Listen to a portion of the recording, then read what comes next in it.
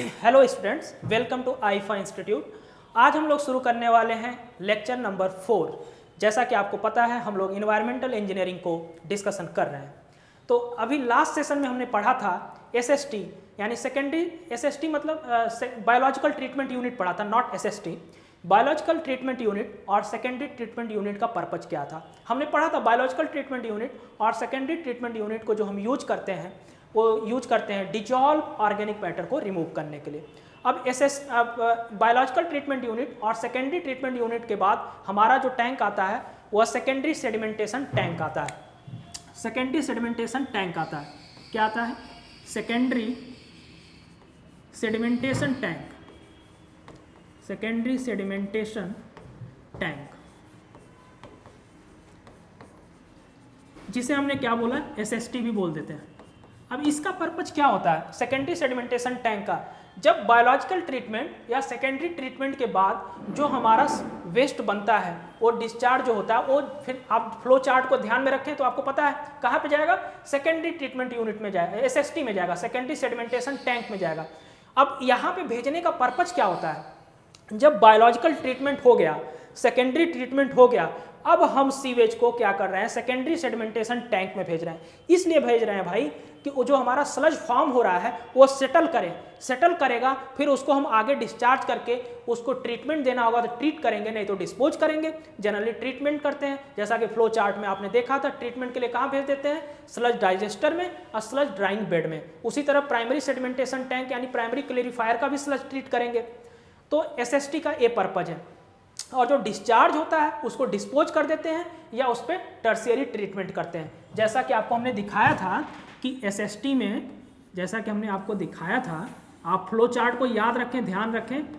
तो एसएसटी में जब हमारा सीवेज आया, कब आया? Biological treatment. यहाँ जो था वो क्या था, बायोलॉजिकल ट्रीटमेंट था। यहाँ पे जो था क्या था, बायोलॉजिकल ट्रीटमेंट था। बायोलॉजिकल ट्रीटमेंट या सेकेंडरी ट्रीटमेंट भी बोलते हैं, और सेकेंडरी ट्रीटमेंट भी इसी को बोलते हैं। तो जब यहाँ पे आया एसएसटी में, तो सीवेज का जो डिस्चार्ज है उसे हम क्या करेंगे, डिस्पोज कर सकते हैं। उसे हम क्या कर सकते हैं, डिस्पोज कर सकते हैं, या टर्शियरी ट्रीटमेंट के लिए भेज सकते हैं, या टर्शियरी ट्रीटमेंट के लिए भेज सकते हैं, टर्शियरी ट्रीटमेंट के लिए भेज सकते हैं, टर्शियरी ट्रीटमेंट के लिए भेज सकते हैं। ये तो आपको पता था। लेकिन जो sludge my dear student form हुआ उसे हम डायरेक्ट डिस्पोज नहीं करते, उसको हम स्लज डाइजेस्टर पे पहले भेज देते हैं। किस पे भेज देते हैं? जैसा कि आप चार्ट देखें, हम बार बार इसीलिए कर रहा हूं ताकि ये आपको याद हो जाए, रिमाइंड हो जाए। स्लज डाइजेस्टर पे भेज देते हैं। अब स्लज डाइजेस्टर के बाद स्लज ड्राइंग बेड पे भेज देते हैं। स्लज ड्राइंग बेड क्यों बनाते हैं सब डिस्कस करेंगे, एक पॉइंट भी नहीं छोड़ेंगे, उसका चिंता नहीं करना। स्लज ड्राइंग बेड, और उसके बाद क्या करते हैं, डिस्पोज कर देते हैं। किसको? स्लज को डिस्पोज कर देते हैं। और यहाँ जो डिस्पोज किया वो डिस्चार्ज को, मतलब समझिए जब बायोलॉजिकल ट्रीटमेंट किया, सेकेंडरी ट्रीटमेंट किया, तो जो सीवेज है उसमें क्या कुछ पानी होगा, काला कलर का पानी होता है, आपने देखा होगा, और कुछ स्लज होगा, कीचड़ टाइप होता है, क्ले टाइप स्लज होता है, उसे स्लज बोलते हैं। जब सेकेंडरी सेडिमेंटेशन टैंक में भेजेंगे तो जो स्लज होता है वो नीचे बैठ जाता है, और जो पानी होता है ब्लैक कलर का उसको हम आगे भेज देते हैं डिस्पोज करने के लिए। मतलब किसी गड्ढे में डिस्पोज कर दिए, कभी कभी तो लोग रिवर में ले आकर डिस्पोज कर देते हैं। तो ये सब गलतियां करते हैं। तो या तो डिस्पोज कर सकते हैं, या उस ब्लैक वाटर को, पानी को हम क्या करते हैं, टर्शियरी ट्रीटमेंट यानी तीसरा ट्रीटमेंट देते हैं। तीसरा ट्रीटमेंट देने का पर्पज क्या होता है कि समटाइम्स उस पानी को हम फिर रिसाइकल करके किसी पर्पज में यूज कर लेते हैं, जैसे गार्डनिंग पर्पज में कर लिए या एग्रीकल्चर में, खेती में यूज कर लिए, तो टर्शियरी ट्रीटमेंट भी करते हैं। तो ये हुआ। और यहाँ जो निकल रहा है वो स्लज निकल रहा है। स्लज को हम स्लज डाइजेस्टर में भेज दिए, फिर स्लज ड्राइंग बेड पे भेज दिए, और फिर उसके बाद स्लज को डिस्पोज कर दिए। तो ये तो हमारा पूरा वेस्ट वाटर ट्रीटमेंट का एक प्रोसेस रहा, एक पूरा यूनिट रही। अब हम धीरे धीरे एक एक टॉपिक को डिटेल में डिस्कशन करेंगे। चलिए शुरू करते हैं। सबसे पहले जो हम डालते हैं वो है स्क्रीनिंग। क्या है? Screening.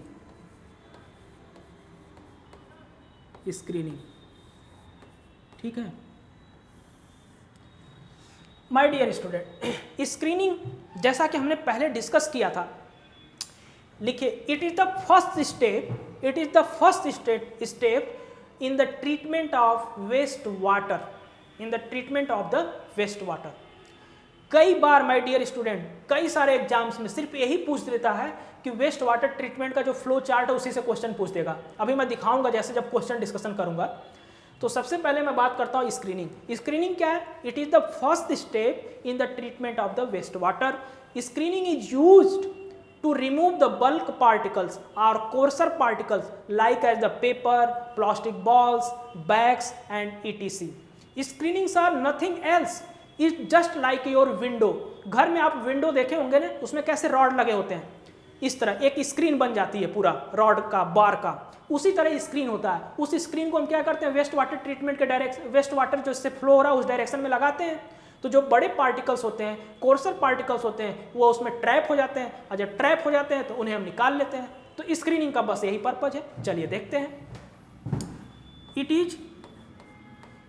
Is used to remove courser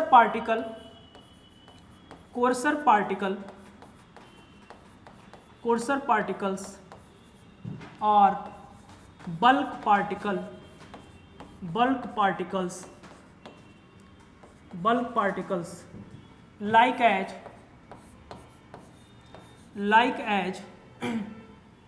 like as bags,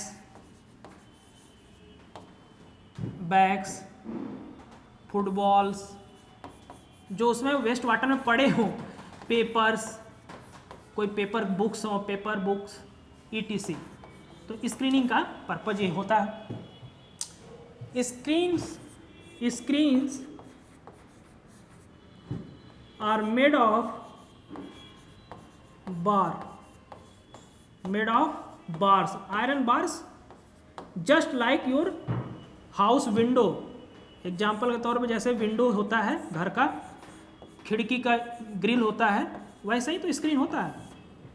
ठीक है। नाउ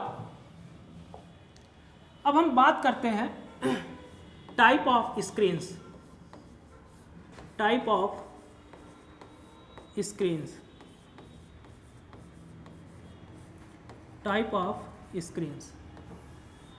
दो तरह के तीन तरह के होती हैं जनरली। Fine screen. अच्छा, ये फाइन स्क्रीन किस है? अकॉर्डिंग टू स्पेसिंग के अकॉर्डिंग हमने स्क्रीन को जज किया। Fine screen, coarse screen, medium screen, intermediate screen या medium screen.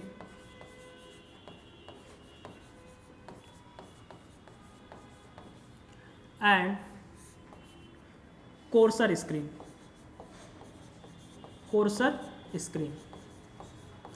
My dear student, जो फाइन स्क्रीन होता है उसकी जो स्पेसिंग होती है, क्या स्पेसिंग, फाइन स्क्रीन में जो स्पेसिंग होती है वो जनरली 3 mm to 6 mm होती है।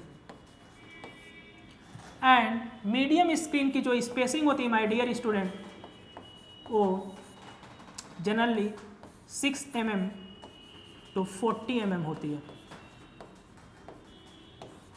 और कोर्सर स्क्रीन की जो स्पेसिंग होती है my dear student, greater than 50 mm होती है, ग्रेटर देन 50 mm। अब कोई कहेगा सर क्यों नहीं 40 mm? अरे मेरे भाई ये स्टैंडर्ड है। जनरली 50 mm से ज़्यादा पे हम क्या करते हैं, कोर्सर स्क्रीन होती है। अब बात होती है स्पेसिंग क्या है, एक स्टूडेंट पूछता है। तो चलिए देखते हैं। सपोज करिए आपका ऐसे है,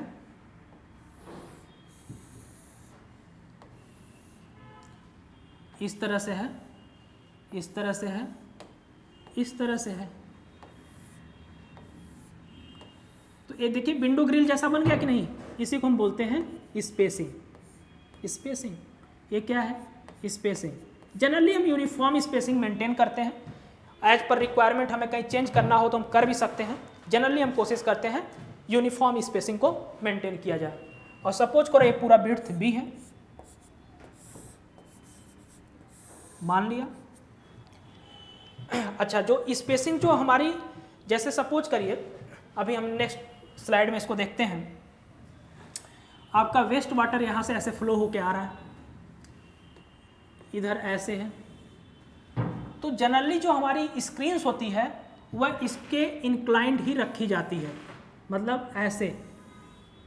इसका वजह है बताएंगे।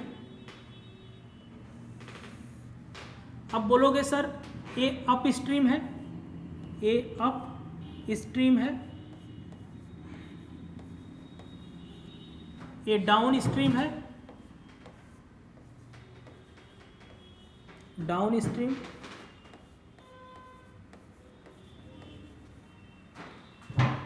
यहां से फ्लो आया, यहां से फ्लो आया, यहां से फ्लो आया, कौन सा फ्लो?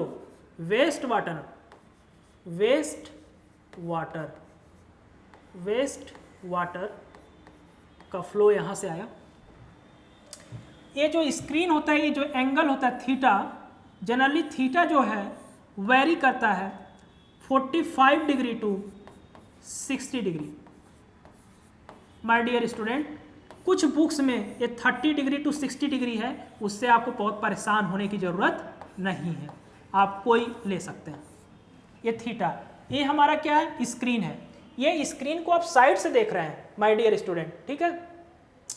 अच्छा, अप स्ट्रीम में जो वाटर का लेवल है, जो सीवेज फ्लो कर रहा करके आया स्क्रीन के पास, वो इतना है, लेकिन डाउन स्ट्रीम में कम क्यों हो गया?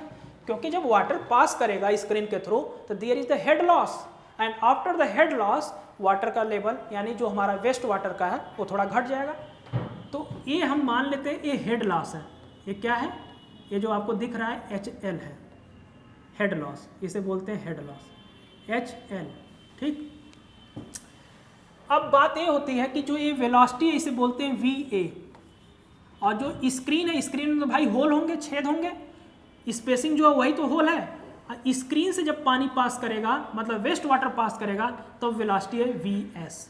तो VA is the approach velocity, approaching velocity, approaching velocity, approaching velocity, ठीक।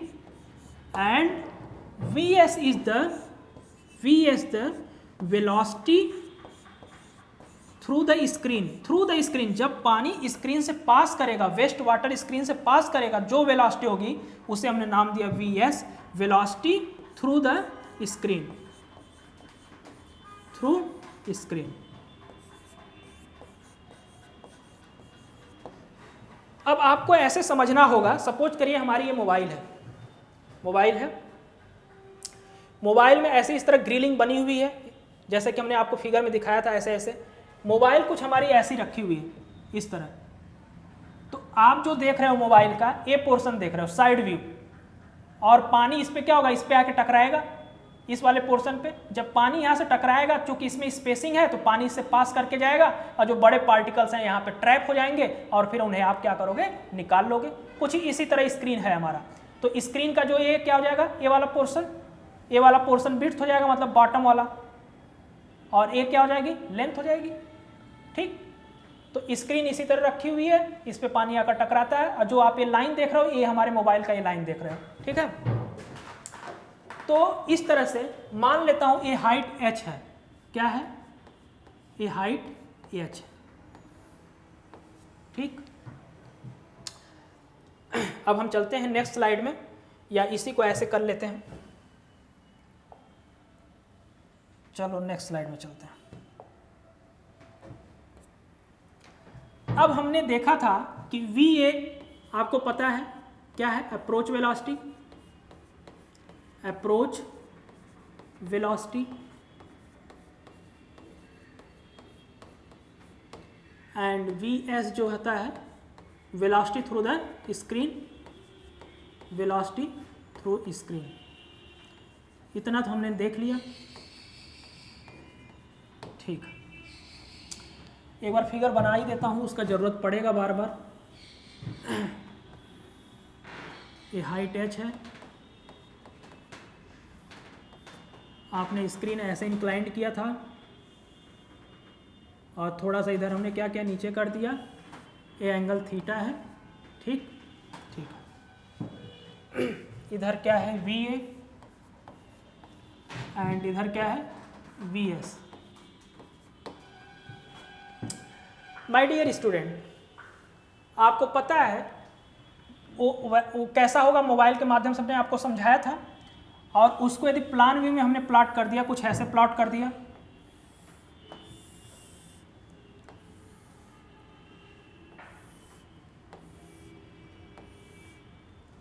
ऐसे हमने प्लॉट कर दिया है। ये आपकी स्पेसिंग थी, और ये यहाँ से यहाँ तक क्या है विड्थ। ये विड्थ वही है नीचे वाला, वो आपको देखने में जैसा भी लगे, मोबाइल में जैसा दिखाया था। ये स्पेसिंग यस है, ये स्पेसिंग क्या है यस है, और ये नंबर ऑफ बार्स है, ये नंबर ऑफ बार्स है। अब एक क्वेश्चन उठता है कि जो हमारी स्क्रीन है उसको हम इंक्लाइंड ही क्यों रखते हैं, ये सब चीज़ डिस्कशन करेंगे। एंगल थीटा जो है 45 to 60 डिग्री ही क्यों रखते हैं, ठीक है, इसका भी डिस्कशन हम कर लेंगे। पहले हम जैसे एक एक टॉपिक को डिस्कशन करेंगे बेसिक से।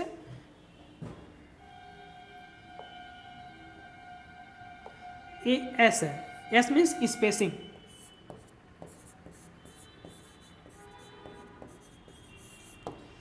सपोज करिए जो बार है इनका डायमीटर जो है, डायमीटर ऑफ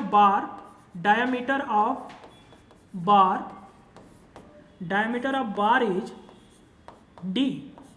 कितना है डी है। स्पेसिंग एस हो गई, तो आप बता सकते हैं बी की जो वैल्यू क्या होगी। बी की वैल्यू पूरा बी हो जाएगा n into S plus n+1 into D. पूरा बी का मतलब माय डियर स्टूडेंट, चूंकि सपोज करिए इस बार का डायमीटर डी है। अच्छा स्पेसिंग देख लीजिए, 1 2 3 4 है, तो n बराबर यदि 4 हुआ तो नंबर ऑफ बार्स कितने होंगे 1 2 3 4 5, यानी एक ज़्यादा। तो इसलिए हमने n+1 लिखा, नंबर ऑफ बार्स जितनी स्पेसिंग होगी उससे एक ज़्यादा होगा। चूंकि स्पेसिंग कितनी है 1 2 3 4, तो विड्थ में क्या हो जाएगा n into S plus n+1 into diameter जो कि साइज होगी। सिंपल मैथमेटिक्स से आप समझ सकते हैं, ये b की वैल्यू हो जाएगी। लेकिन माय डियर स्टूडेंट, जब हम एवरेज डिस्चार्ज निकालेंगे तो इस विड्थ का यूज होगा, लेकिन जब वाटर स्क्रीन से पास होगा तो वो तो सिर्फ स्पेसिंग से ही पास होगा, उसको बाकी चीज़ से तो मतलब है नहीं। टोटल विड्थ ये हुआ स्क्रीन का, लेकिन जब वाटर पास होगा जो होल्स हैं, जो स्पेसिंग है उसी से पास होगा, तो उस केस में जो विड्थ होगी, मान लेते हैं बी डैश, वो सिर्फ n इंटू एस होगी। सपोज करिए ए पूरा है, एक स्पेसिंग का मतलब सपोज करिए, मैं एग्जांपल के लिए बता रहा हूँ, मान लेते हैं 20 mm है। कितना है 20 mm ये स्पेसिंग है, तो 1 2 3 4, यानी टोटल स्पेसिंग कितनी हो जाएगी 20 इंटू 4, n बराबर 4, यानी 20 इंटू एस क्या है 20, n क्या है 4, तो 80 mm जो विड्थ हो जाएगा 80। तो यानी जो वाटर इससे पास करेगा, इस स्पेसिंग से पास करेगा, तो जब वाटर स्क्रीन से पास करेगा उसके लिए विड्थ जो होगा n इंटू एस यानी 20 इंटू 4 होगा। लेकिन यदि मैं पूरा एरिया स्क्रीन का पूछूं तो a होगा, क्योंकि उसमें रॉड का भी एरिया इंक्लूड कर लेंगे। ठीक है, तो आइए सेशन को आगे बढ़ाते हैं। अभी तक हमने देखा यहां से यहां तक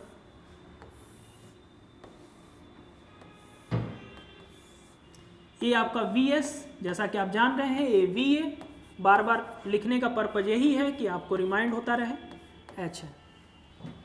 तो आप हमें बता सकते हैं approach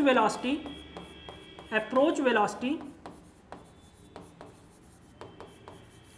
VA is equal to क्या होना चाहिए, और सपोज करिए डिस्चार्ज जो है Q है, क्या होना चाहिए Q upon B dash into H, not B dash, only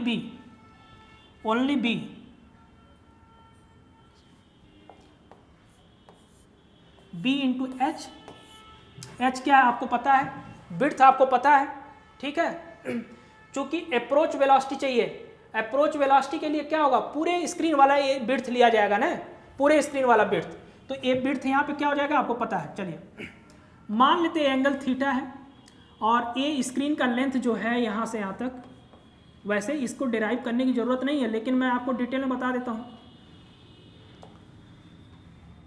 ये लेंथ L है,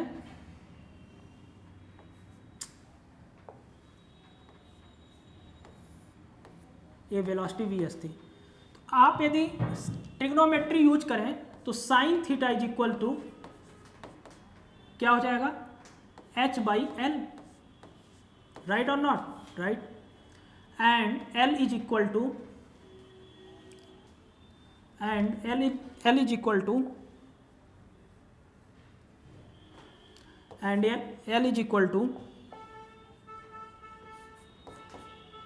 H अपॉन साइन थीटा। ये बात आपको पता है, जहाँ पे थीटा वैल्यू करेगा जनरली 45 डिग्री टू 60 डिग्री, जैसा हमने बताया था। 30 टू 60 भी किसी किसी बुक में दिया होता है, उससे परेशान होने की जरूरत नहीं है। तो अप्रोच वेलोसिटी हमारा VA बराबर Q अपान B इंटू एच। नाउ बहुत ध्यान देने की जरूरत है, B बराबर यहाँ पे क्या होगा, चूंकि ये अप्रोच वेलोसिटी है, एवरेज वेलोसिटी है, एवरेज वेलोसिटी के लिए हम इंटायर विड्थ लेंगे। जब स्क्रीन से वेलोसिटी निकालेंगे तो सिर्फ स्क्रीन के स्पेसिंग वाला विड्थ लेंगे।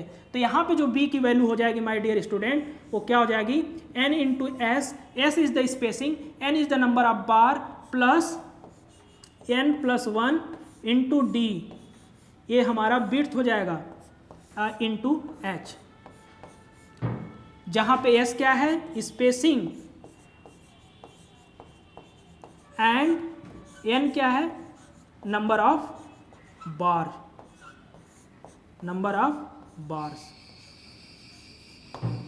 ठीक, ये तो VA हो गया। अब माय डियर स्टूडेंट, VS क्या होगा, VS क्या है, वेलोसिटी थ्रू द स्क्रीन, जैसा कि हमने बताया था। तो वेलोसिटी थ्रू द स्क्रीन क्या हो जाएगा, Q अपॉन, इसके लिए एरिया कितनी होगी, ये BH क्या था, एरिया था, जहां पे B की वैल्यू ये थी। तो इसके लिए जो एरिया हो जाएगी that is B dash into L।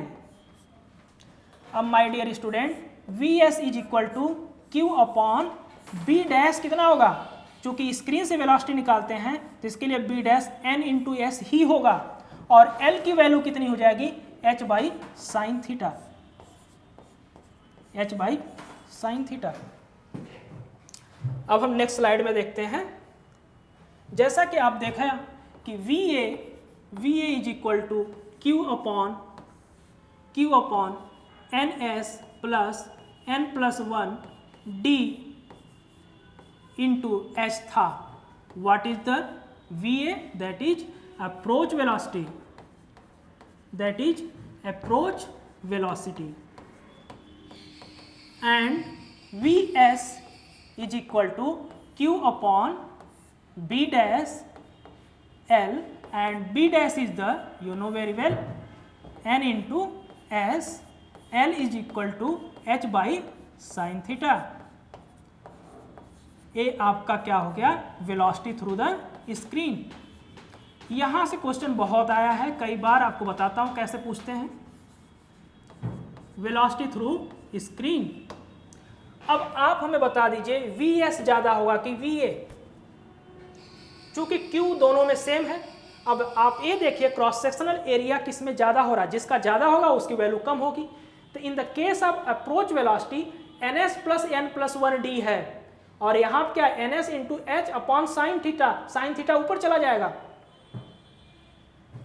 ठीक है, तो इसका मतलब ये वैल्यू जो होती है, ये वाला इस वैल्यू से कम है, तो इसका मतलब VS will be greater than VA।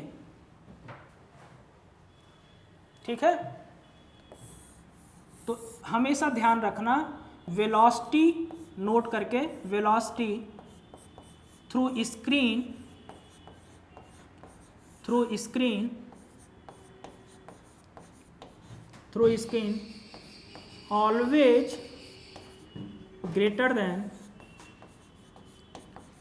always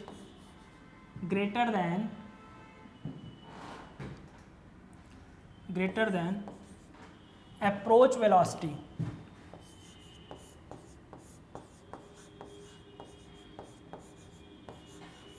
ये बात याद रखना। इसको हमने डेरिवेशन के माध्यम से समझ लिया। अब माय डियर स्टूडेंट, एक स्टूडेंट क्वेश्चन पूछता है कि सर हम स्क्रीन को इंक्लाइंड क्यों रखते हैं। अब उसका पर्पज क्या है स्क्रीन को इंक्लाइंड रखने का, उसको हम नेक्स्ट सेशन में देखते हैं, नेक्स्ट वीडियो में देखते हैं। तब तक के लिए धन्यवाद।